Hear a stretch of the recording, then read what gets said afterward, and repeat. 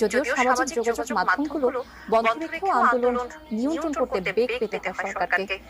এই সময়ে ফেসবুক ও টিকটককেও চিঠিও দেওয়া হয়, কিন্তু সেই চিঠিতে ফেসবুক কোনো সাড়া দেয়নি বলে জানা গেছে।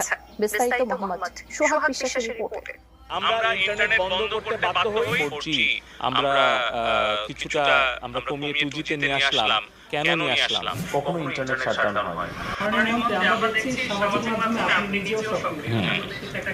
ইন্টারনেট নিয়ে নানামুখী বক্তব্য দিয়ে এরই মধ্যে সমালোচনায় পড়েছেন ডাক, টেলিযোগাযোগ ও তথ্য প্রযুক্তি প্রতিমন্ত্রী জুনায়েদ আহমেদ পলক।